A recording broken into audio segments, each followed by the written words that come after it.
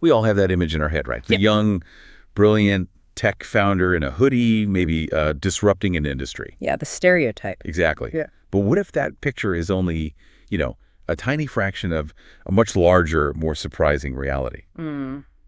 Today, we're plunging into the real world of entrepreneurship, and honestly, some of what we found might just change how you see who's actually building businesses and why. That's right. Forget the sort of simplistic success stories you usually hear. We're doing a proper deep exploration into what's truly happening in the entrepreneurial landscape of 2024 and looking ahead to 2025.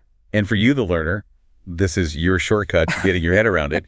We've wrestled with two major sources. There's the really comprehensive GEM 2024-2025 global report. Massive scope on that one. Massive. Okay. And then the insightful NBER working paper called Innovation-Driven Entrepreneurship. Our mission, basically to pull out the crucial insights, the surprising facts, maybe some nuanced perspectives that give you a far more accurate and frankly more interesting picture. Yeah, and they're a great pairing, these sources. The GM report gives you that panoramic view, right? Surveying entrepreneurial activity across a staggering 56 economies. Okay, 56? Yeah, and then the NBER paper zooms right in on a specific but really vital type, this innovation-driven entrepreneurship, or IDE, and how it connects to economic growth. So bringing them together should give you a really rounded understanding. Okay, let's start right there then. Let's unpack this basic question first. When these sources talk about entrepreneurship, what exactly do they mean? It's clearly more than just launching any old business, isn't it? Absolutely. And the GM report has a very specific definition, actually. It's about starting or running a new business. New, okay. Yeah, specifically one that has been paying wages or salaries for less than 42 months. That time frame is key. Why 42 months? Well, GM sees this early stage activity, this TE total early stage entrepreneurial activity, as a critical engine for economic development, and broader prosperity. So they focus on that initial phase. Got it. So newness is the key for GEM. But the NBER paper adds another layer, right? It points out that not all these new businesses are created equal in terms of impact. Exactly. What's really insightful in the NBER paper is how it draws a line between, say, typical self-employment or a small local business and what they call innovation-driven entrepreneurship, ID. ID. Yeah, think of IDE as those startups with potential for really significant growth, often fueled by, cutting-edge tech or completely new business model, something disruptive. Okay, and here's where it gets really interesting for me. Because that distinction immediately suggests that the reason someone starts, a local bakery might be fundamentally different from what drives someone to create, say, a groundbreaking AI company. Precisely. The motivations, the resources they need, their potential impact on the economy, they can be worlds apart. And recognizing that difference is just vital if you're trying to understand or even, influence the entrepreneurial landscape. Okay, so with that crucial distinction in mind, the difference between maybe necessity or local business and this high-growth IDE, what's the general vibe? What's the overall temperature of entrepreneurial activity globally in 2024 based on the GEM report? Well, the report paints a picture of a global economic climate where a lot of individuals are feeling the squeeze. A notable trend is that across the 51 economies they looked at closely for this, a larger proportion of people reported a decrease in their household income in 2024 compared to before. Oof. That's a tough backdrop for starting something new. It is. And that's the context for all this new business launching. So how does that economic pressure translate into actual startup activity? Does it push more people into it out of necessity, or does it stifle things? Well, we see variations in that TE metric, the total early stage entrepreneurial activity across different income groups. They group countries into A, B, and C based on GDP per capita. And interestingly, the average TEA rates tend to be higher in the lower income economies, Group C, and they generally decline as you go up the income ladder to Group A. So counterintuitively, more new businesses starting in poorer countries on average. On average, yes. And this is but it's not a rigid rule at all. The exceptions are really telling. Okay, give us some of those exceptions. Which countries kind of break that mold? Right. So in the high-income Group A, you've got Canada and Saudi Arabia showing surprisingly high TEA rates. Despite being wealthy economies. Exactly. Suggests a strong culture of new business creation there, regardless of overall wealth. And then down in Group C, the lower income group, Ecuador also shows a really high level of this early stage activity. So it's definitely not just about national wealth driving this. Specific local factors must be huge. Absolutely. Something else is going on in those places. Right, so it's not a simple equation. Where are we seeing the lowest levels of this early stage activity then? The economies that reported the lowest TEA rates included Poland, Romania, Egypt, Costa Rica, and China. Any thoughts on why? The report doesn't dive deep into the why for each, but understanding the barriers in those specific contexts, whether it's regulation, culture, access to finance, could offer really valuable lessons. Yeah. The report also used this phrase, hothouse of new entrepreneurship. I Okay. like that. Where is that energy concentrated? Well, for the last few years, the Latin America and Caribbean region was consistently seen as that hothouse, lots of churn, lots of new ventures starting. Right. But in 2024, things shifted a bit. Canada and Saudi Arabia, those high-income countries we mentioned, actually joined the top ranks for TEA. Wow, so that high house isn't just a low-income phenomenon anymore. Exactly. It shows that high levels of new venture creation can happen anywhere, and the global dynamics seem to be evolving. That's a pretty significant shift. Yeah. Now, what about businesses that survive that initial phase, the established ones? How does that compare? Right. So GM also tracks established business ownership, or EBO. These are businesses past that 42-month mark. And generally, EBO rates are lower than TEA rates across the board. Which makes sense, right? Not everything survived. Exactly.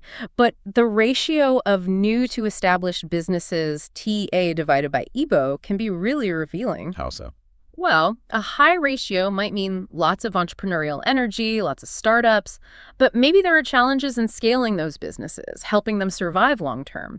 A low ratio could suggest the opposite, maybe not enough new blood coming in, potentially leading to stagnation. Interesting. Are there any countries where that ratio really jumps out? Morocco is a striking example they highlight. They have a high rate of new entrepreneurial activity, so high TEA, Okay. but a very low rate of established business ownership, low EBO. Ah, so lots of starts, but not many finishes, so to speak. Pretty much. It suggests there might be significant hurdles in that specific ecosystem that prevent new businesses from maturing and surviving. Could be funding, regulations, market access, lots of things. This global snapshot is fascinating. Really paints a complex picture. Okay, let's tackle some of those stereotypes we started with. Who is actually starting these businesses in 2024? It can't all be young guys in hoodies, can it? Absolutely not. The GM report definitively shows the reality is way more diverse than that narrow stereotype. It's not just young male graduates. We see huge variations by gender, by age, by education level. Okay, let's break that down. Starting with gender, what's the picture there?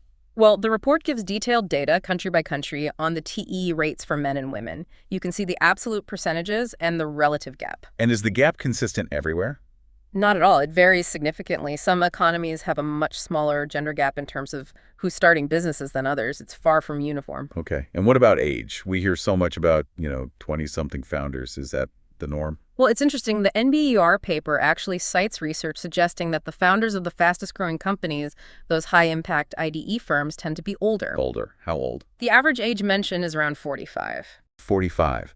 That completely flips the script on the young tech prodigy image. It really does. It suggests experience might be crucial for that kind of high-growth success. However, the NBER paper also notes other research indicating that the general likelihood of someone just entering self-employment, maybe not high-growth IDE, but any new business, remains pretty constant across different age groups. Ah, okay. So maybe lots of people start businesses at various ages, but the ones that really take off might have more experienced founders? That could be one interpretation, yeah. The relationship between age and the type of entrepreneurship seems more nuanced than we often think. Fascinating. Okay, what about education? Does having a degree make you more likely to jump into entrepreneurship? Again, the GMM data shows it's not a simple yes or no. They compare TEA rates for graduates versus non-graduates across different economies. And the connection isn't consistent globally. In some places, yes, graduates have higher TA rates. In others, maybe not so much, or the difference is small. It suggests that factors beyond just formal university education are really important. Maybe vocational training, practical skills, networks. Right. It's not just about the diploma. It really sounds like there's no single profile for an entrepreneur. Absolutely not. It's incredibly diverse. So why do people do it? What are the core motivations driving someone to take that leap? The GEM data on motivations is really revealing. In several economies, they mention Guatemala, India, Brazil, Puerto Rico as examples. A big chunk of early-stage entrepreneurs say their main driver is to make a difference in the world. Wow, not just about money then. Not primarily. For many, that desire for impact is a really powerful motivator, it seems. That's actually really encouraging to hear. What other motivations come through strongly? Well, sure, the ambition to build great wealth or achieve a very high income is definitely a major driver for others. No surprise there. Continuing a family tradition is also significant in certain cultures, particularly strong in places like India, Saudi Arabia, and Thailand. The family business aspect. Exactly. And then reflecting those economic pressures we talked about, especially in lower income economies, you see necessity playing a big role. People starting businesses simply to earn a living because decent jobs are scarce. Yeah, that brings us back to that crucial difference between opportunity-driven and necessity-driven entrepreneurship. Precisely. And Jeannie even includes a little story, a real-world example of someone named Maria Jose who started her business out of necessity. And what was her takeaway? Her advice was basically, leverage the skills you already have and be incredibly resilient. It really highlights the mindset needed when you're pushed into entrepreneurship by circumstance rather than pulled by a specific opportunity. Such varied reasons is fascinating. But okay, individual motivations aside, what about the broader societal factors? The culture, does that encourage or discourage people? Oh, massively. Entrepreneurship doesn't happen in a vacuum, right? GEM looks closely at what they call the social foundations for entrepreneurship. Which includes? Things like how aware people are of opportunities around them, whether they believe they have the skills to start a business, how easy or hard they perceive it to be to get started. Perception matters. Hugely. And crucially, the fear of failure within that society. How stigmatized is it if your business doesn't work out? These cultural elements have a huge impact. That fear of failure, that sounds like a big one. Is it getting better or worse? According to the report, it seems to be becoming a more significant constraint, actually. Oh, really? Yeah, in many economies, individuals considering starting a business are increasingly held back by that fear. It really highlights how important it is to create a culture where, failure is seen more as a learning opportunity, not a dead end. That's a challenge. But are there positive social trends, too? Are societies generally becoming more supportive? Yes. Encouragingly, the report finds that social norms are becoming increasingly supportive of entrepreneurship in many economies. Like where? They mention Spain as showing notable progress in this area. It suggests a cultural shift, maybe valuing new business creation more, seeing it as a positive career path. That's good news. And what about money, but not VC money like friends and family? How common is that kind of informal investment?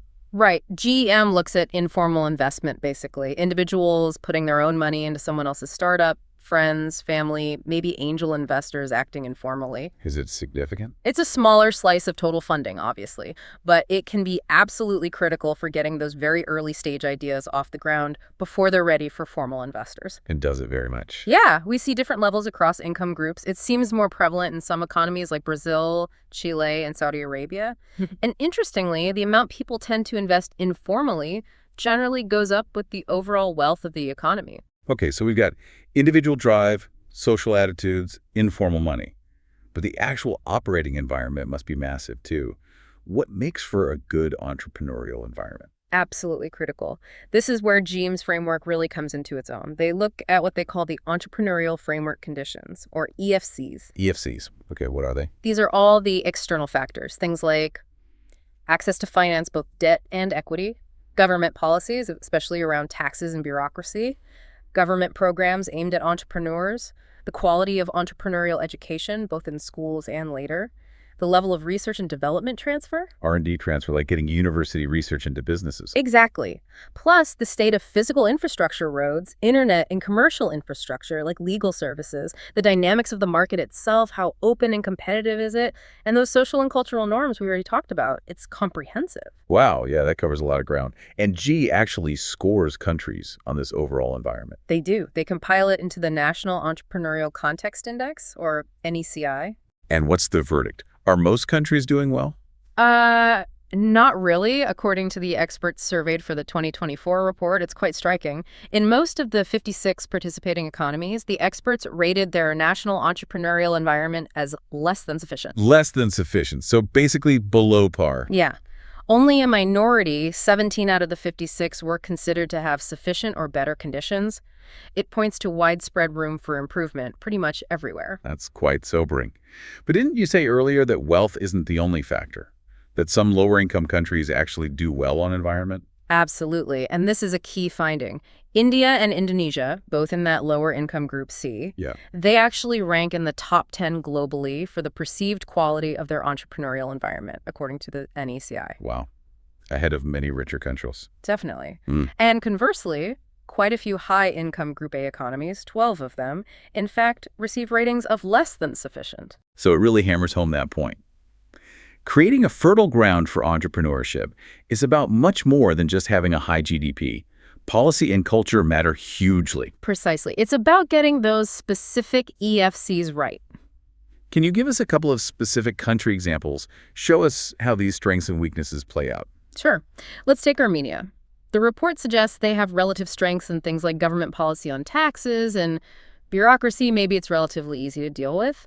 Also, their physical infrastructure and social norms are seen as supportive. Okay, sounds pretty good. But they're perceived as weaker when it comes to specific government programs to help entrepreneurs, the quality of entrepreneurial education, and crucially, that R&D transfer, getting innovation out of labs and into businesses. So, a mixed bag.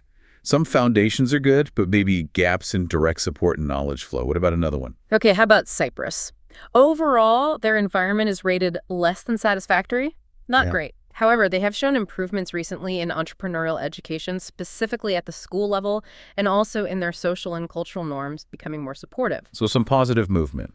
Yes, but big concerns remain around access to finance for entrepreneurs and the effectiveness of government support programs. So you see this pattern often.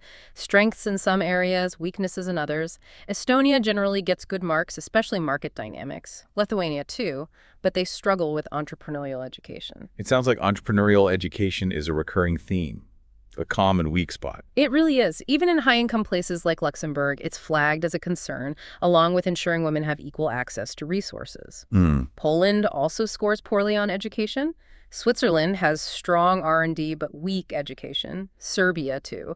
It's a major takeaway from the GM report. This area is often overlooked and under-resourced globally, despite being fundamental for the future. So a clear message for policymakers there. Now, shifting gears slightly. How is the massive wave of digitalization changing things for entrepreneurs? Oh, it's absolutely central. Technology is becoming non-negotiable, really. The GM report makes it clear that early-stage entrepreneurs are leaning heavily on digital tools, especially for customer communication. Like websites and email. Yes, but interestingly, in many economies, social media is now seen as more important for these new ventures than even email or having a dedicated website. Wow, social media first, almost. For reaching customers, it seems so in many places. And it's not just marketing. Digitalization is also becoming indispensable for just running the business, the core operational stuff. Let me give an example. Yeah, the report mentions a company called Rosio Eolica Urbana in the Basque Country, using cloud technology to streamline its operations. And looking ahead, the anticipation around AI is huge. Artificial intelligence. Yeah. Both early-stage entrepreneurs and established business owners overwhelmingly expect AI to become really significant for their businesses within the next 3 years. So digital isn't just an add-on anymore. It's becoming part of the plumbing. Exactly. It's seen as a massive driver for innovation. It lowers barriers to entry, which helps inclusivity. It fuels economic progress. And the report even links it to fostering partnerships, like the UN's Sustainable Development Goal 17. Okay, and speaking of sustainable development goals, what about sustainability itself? Is that becoming a bigger focus for entrepreneurs? Definitely. It's a growing trend. The GM report actually dedicates a whole chapter to sustainable entrepreneurship. And what does that look like in practice? Well, it means entrepreneurs who are actively trying to minimize their negative environmental impact and maximize their positive social contributions. It's about integrating these considerations right into their business planning and decision-making, not just as an afterthought.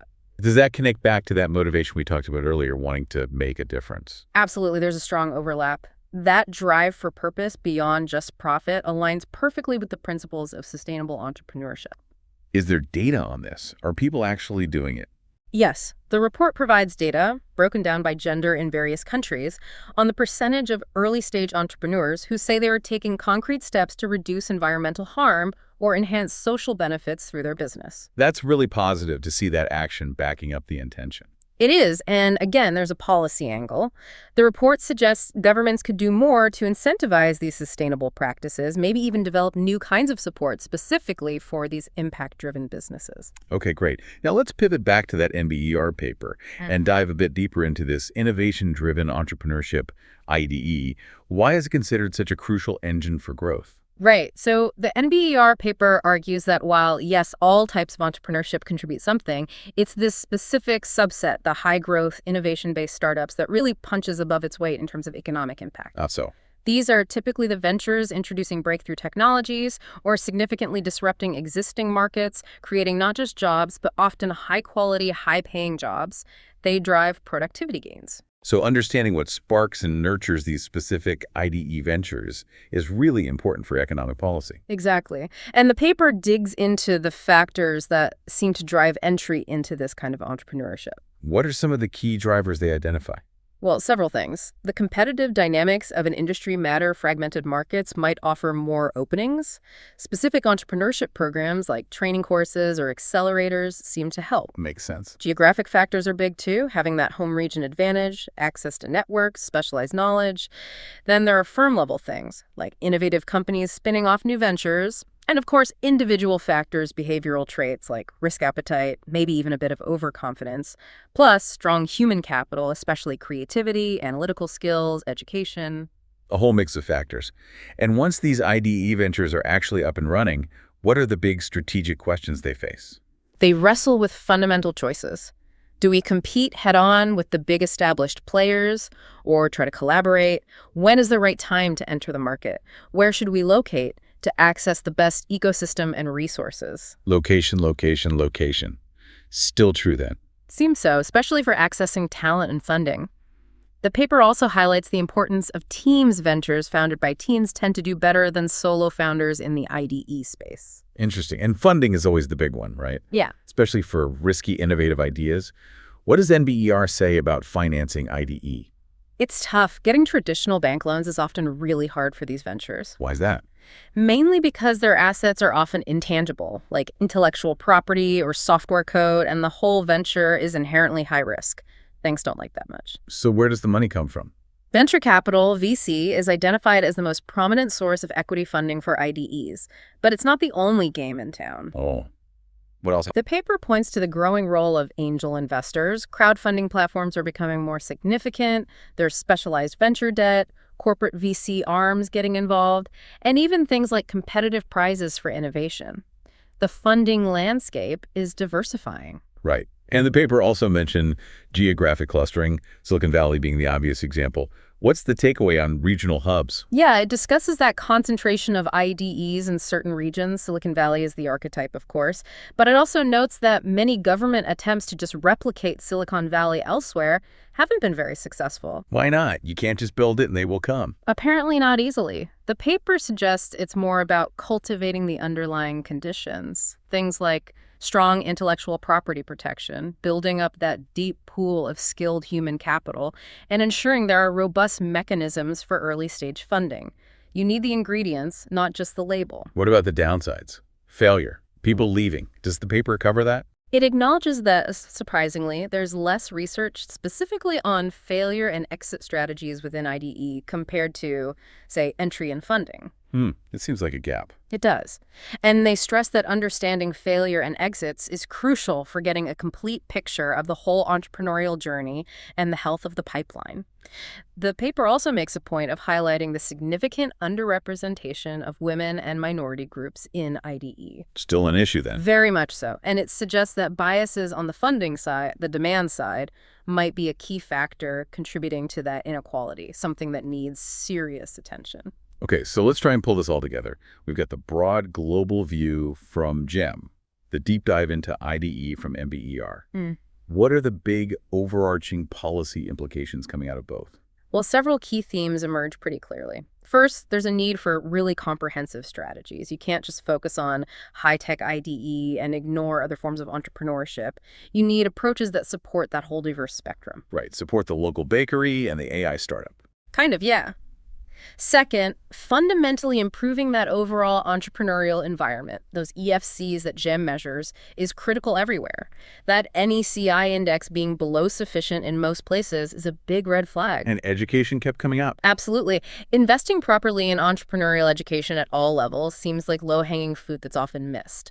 Then there's actively tackling the barriers to funding and resources, especially for underrepresented groups, to make things more inclusive. What else? Encouraging sustainable practices and maybe creating tailored support for those impact-driven businesses we talked about. Making sure regulations are clear, maybe more adaptable to support innovation rather than stifle it. Fostering collaboration between startups and established firms could be beneficial too. And finally, policies around intellectual property and attracting global talent, especially skilled immigrants crucial for IDE, are vital pieces of the puzzle. Okay, quite a policy agenda then. Let's bring this back home for our listener. After all this, what are the main things you, the learner, should take away from this deep dive? Okay, so the big picture for you is this. Entrepreneurship in 2024, 2025, it's way more complex, way more varied than that simple Silicon Valley story we often get fed. Yeah, definitely more to it. It's driven by this huge mix of individual motivations, could be necessity, could be ambition, could be wanting to change the world. And it all happens within these really different social and cultural contexts. But crucially, that surrounding environment, the policies, the funding access, the education that plays a massive role in whether new businesses of any type actually thrive or wither on the vine. So understanding those dynamics gives you a much richer view of how economies actually work and change. Exactly. How new ideas actually take root and grow, or don't, around the world, whether it's a small local venture or a potential unicorn. And thinking back through everything, what was one insight that really jumped out at you as particularly surprising or counterintuitive? I think perhaps the most striking thing was that clear evidence that just being a rich country doesn't automatically mean you have a great entrepreneurial ecosystem. Right, the India and Indonesia examples versus some struggling high-income nations. Exactly. It shows that proactive policies and fostering the right culture can allow lower income regions to really punch above their weight. And related to that, the strength of that making a difference motivation was also really notable. It's not all about the bottom line for a lot of entrepreneurs today. That's a hopeful note. Yeah. Now, if listeners want to go deeper into this, where should they look? Well, look, this deep dive has really just skimmed the highlights. Both the GVEM 2024-2025 Global Report and that NBER working paper, Innovation-Driven Entrepreneurship, are packed with much more detailed data and analysis. So check out the full reports. Absolutely. I'd really encourage you to look them up, especially if you want to see how your own country or region stacks up, or explore specific aspects we only touched on. And maybe think about those policy levers we discussed. What role do you think governments or other institutions should play in shaping the future of entrepreneurship? Good suggestion. And finally, as always, a provocative thought to leave you mulling over. Okay, here's one. Given everything we've discussed about the growing focus on sustainability and the sheer transformative potential of technologies like AI that are just starting to hit, Yeah. how might the actual landscape of entrepreneurship, maybe even our very definition of what a successful business is, fundamentally shift in the coming years? It feels like we could be on the cusp of some really big changes, and that's a question with pretty profound implications for, well, all of us, really.